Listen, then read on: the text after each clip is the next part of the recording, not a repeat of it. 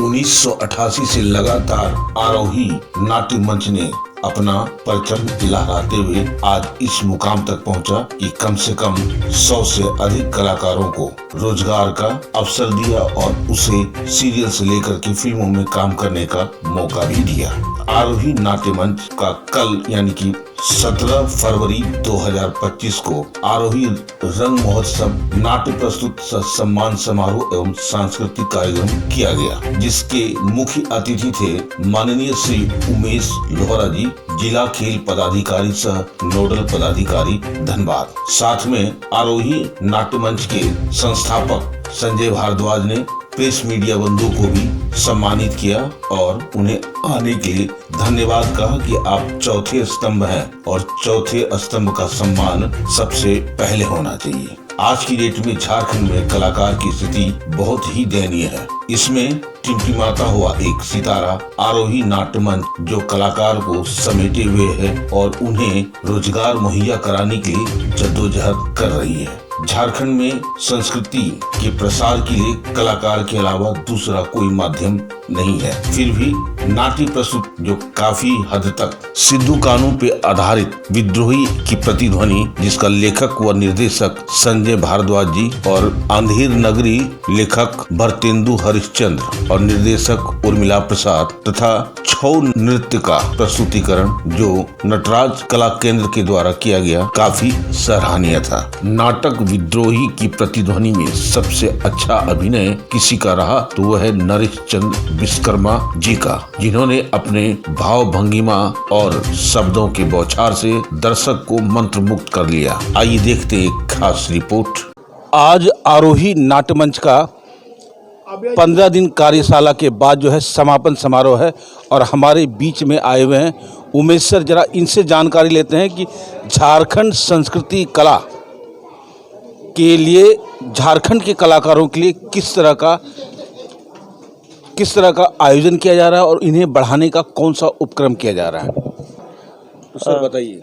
झारखंड निदेशालय के द्वारा जो है हमें निर्देश प्राप्त हुआ था कि धनबाद ज़िले के अंतर्गत जो भी ऐसे कला संस्कृति में रुचि लेने वाले प्रतिभागी हैं उनके लिए वर्कशॉप आयोजित की गई है और उन्हीं के तहत जो है आरोही नाट्य के मंच जो है उनको ये जिम्मेदारी दी गई थी कि धनबाद ज़िले के अंतर्गत जो भी कला संस्कृति में जो भी प्रतिभागी रुचि रखते हैं उनके लिए एक वर्कशॉप आप लोग ऑर्गेनाइज़ करें और यहाँ की जो कला संस्कृति है उनको जो है एक्सप्लोर करें।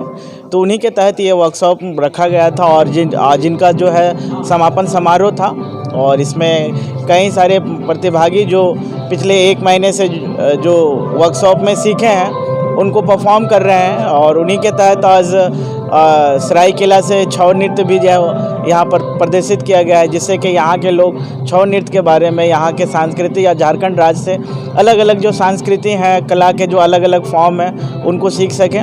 तो मेनली जो उद्देश्य है सांस्कृतिक निदेशालय का कि इस तरह के वर्कशॉप और इस तरह से कार्यक्रम से कि झारखंड के अंदर जो भी कला संस्कृति हैं उनको एक्सप्लोर किया जाए और लोगों के बीच में बताया जाए कि हमारे संस्कृति के अंदर किन किन क्रियाएं हैं, किन किन कला है जिसको जो है जानने की ज़रूरत है। तो मेन उद्देश्य जो है कला सांस्कृतिक का कि कला सांस्कृतिक में झारखंड को एक्सप्लोर किया जाए, जिससे कि हम लोग देश विदेश में भी जो है कला संस्कृति के, झारखंड की कला संस्कृति को जान सकें। सर एक सवाल है कि झारखंड के कलाकार, खासतौर पर नाट्य कलाकार, उन लोग की स्थिति बड़ी ही दयनीय है, उनके विषय में सरकार क्या सोच रही है? सरकार जो है निदेशालय अपने स्तर से जो है कई सारी योजनाएं बना रही हैं और अभी रिसेंटली हम लोगों को भी आदेश मिला था कि ऐसे कलाकार, नाट्य कलाकार जो कला संस्कृति में जो रुचि लेते हैं उनके लिए हम लोग ज़िला स्तर पर एक सांस्कृतिक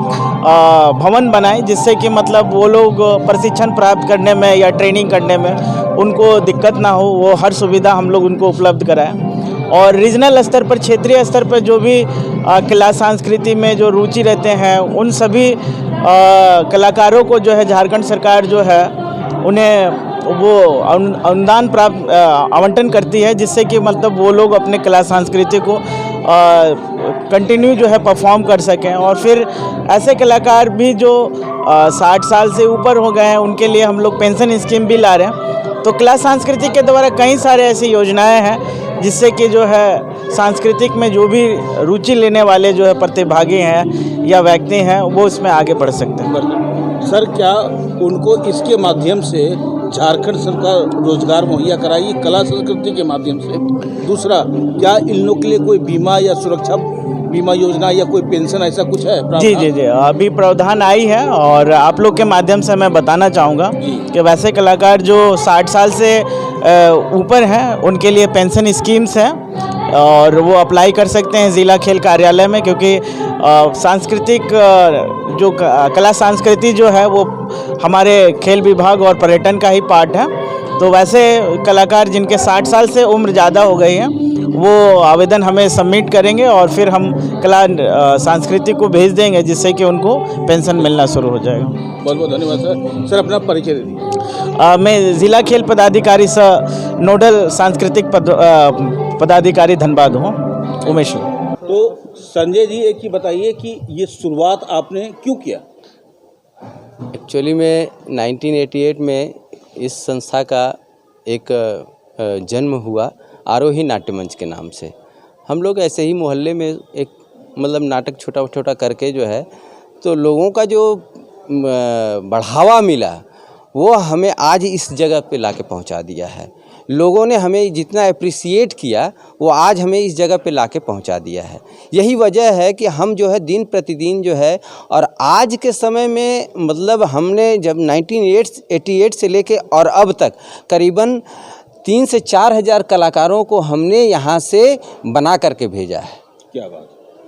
और आज के समय में वो कलाकार समझ लीजिए कि ऐसे नहीं हैं, अपना अपना वो मुकाम हासिल कर लिए हैं। भोजपुरी फिल्म में, छोटे छोटे सीरियल में, वेब सीरीज़ में, DD1 पे, बहुत सारी जगह पे। और ख़ुद मैं अभी जो है हाल ही फिलहाल में अक्षय कुमार की फिल्म आई मिशन रानीगंज, उसमें मैं एक बड़े कॉन्ट्रैक्टर ठेकेदार का मतलब रोल मिला, अक्षय कुमार के साथ काम करने का अवसर मिला।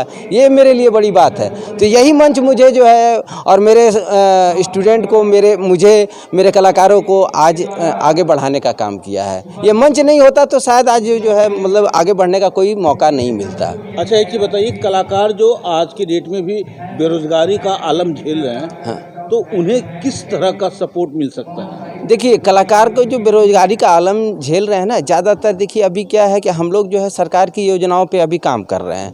तो सरकार की वो उससे लेकिन बहुत ज़्यादा गुजर बसर नहीं हो सकता है, क्योंकि रोज़ सरकार की योजना का काम नहीं चलता है।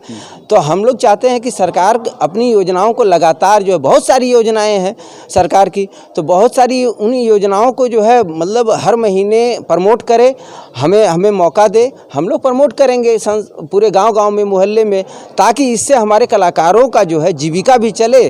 और क्या होता है ना कि 10 दिन काम मिला, फिर उसके बाद जो है 2 महीना बैठ गए, तो इससे क्या होता है, कलाकार जो है ना कहीं का नहीं रहता है। समस्या तब आती है कि मतलब वो कहीं अगर कोई काम खोजता है तो मतलब या तो वहाँ पे वो काम वाला जो है बोलता है कि भाई आप यहीं काम कीजिए, फिर छुट्टी नहीं मिलेगी उसको। समस्या यही तरीके का आती है। इसलिए सरकार से मेरा अनुरोध है कि जो काम जो है ना सरकार की योजनाओं का वो लगातार रहे, हर महीने रहे, ताकि इससे हमारे कलाकारों का जीवोपार्जन हो और उनका भी उत्थान हो, घर परिवार सब कुछ चले। बस यही उद्देश्य है हमारा। बहुत बहुत धन्यवाद। मैडम, सबसे पहले अपना परिचय दीजिए और आरोही रंगमंच अभी जो महोत्सव चल रहा है इसका उद्देश्य क्या था?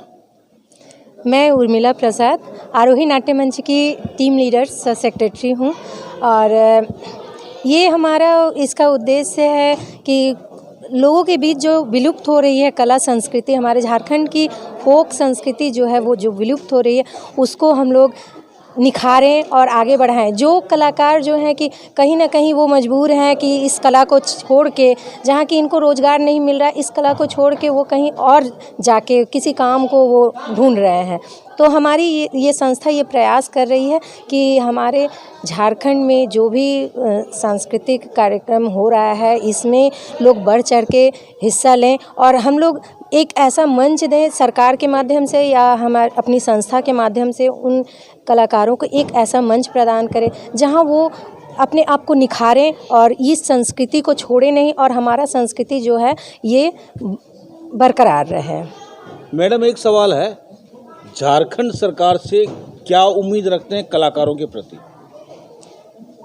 झारखंड सरकार ये हमारे इन कलाकारों को, जो भी हम लोग या तो थिएटर से हैं या फिर नृत्य से हैं, किसी भी विधा से हैं, सारे कलाकारों को वो ध्यान दे और समय समय पर उनके लिए कुछ एक, जैसे अभी हमारे लिए हमारी संस्था को ऐसा सौंपा गया ये काम करने के लिए कि जिसके ज़रिए हम लोग आरोही रंग महोत्सव करवा रहे हैं।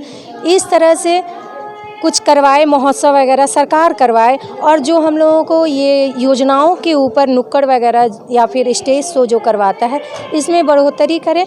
और हम लोग ये चाहेंगे कि सरकार जो है या फिर यहाँ धनबाद के जो मैडम डीसी मैडम है वो हमें प्रोत्साहित करें और हमें बाहर भेजें और यहाँ हमेशा काम हमें मिलता रहे। जो भी कलाकार हैं वो खाली न बैठें, क्योंकि 2 दिन काम करते हैं फिर बीच में खाली बैठ जाते हैं तो उन्हें लगता है कि उनका परिवार का भरण पोषण होना काफ़ी मुश्किल हो जाता है। और इन सारी चीज़ों को वो बहुत मतलब एक होता है कि उन्हें लगता है कहीं ना कहीं हम ये जो भी सांस्कृतिक कार्यक्रम है इसको छोड़ दें और हम कुछ रोज़गार ढूंढ लें। तो हम सरकार से यही चाहेंगे कि सरकार हम कलाकारों पे ध्यान दे और कार्यक्रम को निरंतर करवाते रहे। लास्ट में सवाल घूम करके बस आता है पापी पेट के लिए। कलाकार है तो वो जिंदा है, लेकिन जिंदा रहने के लिए उन्हें भोजन चाहिए। अगर वो शादीशुदा है, उनका परिवार है, तो उनको भी खाना चाहिए। क्या महीना में 10 दिन काम करने से कलाकार का जीवन यापन संभव है? नहीं संभव है। तो सरकार को इसके लिए सोचना ही होगा और उन्हें कलाकार और संस्कृति को बढ़ावा देने के लिए और साथ में जागरूकता फैलाने के लिए अधिक से अधिक कलाकार को प्रमोट किया जाए और उनको वहाँ पे सपोर्ट किया जाए ताकि वो वहाँ पे जाकर के जागरूकता फैला सके और उन्हें वो काम मिले। काम मिलेगा तो कलाकार का मनोबल भी बढ़ेगा और इस लाइन से जुड़ा हुआ रहेगा। नहीं तो कितने कलाकार पैदा लिए और विलुप्त भी हो गए। ये हमारी झारखंड सरकार से दरखास्त भी है और उम्मीद भी है कि कलाकार पे थोड़ा विशेष ध्यान दें। आप देख रहे हैं सब पर नजर।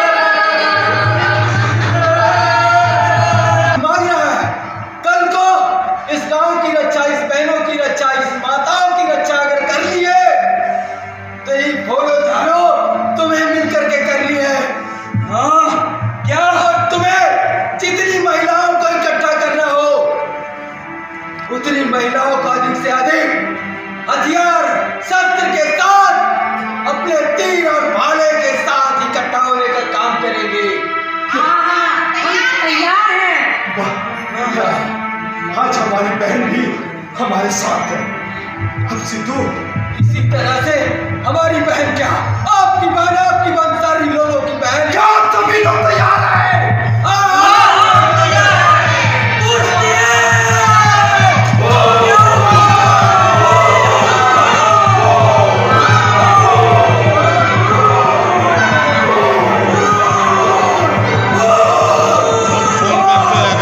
झारखंड कलाकारों के लिए सबसे बड़ी खुशखबरी है कि झारखंड सरकार अब धीरे धीरे अपनी संस्कृति, अपनी पहचान को कला के माध्यम से कलाकारों के द्वारा सामने लाने का प्रयास कर रही है।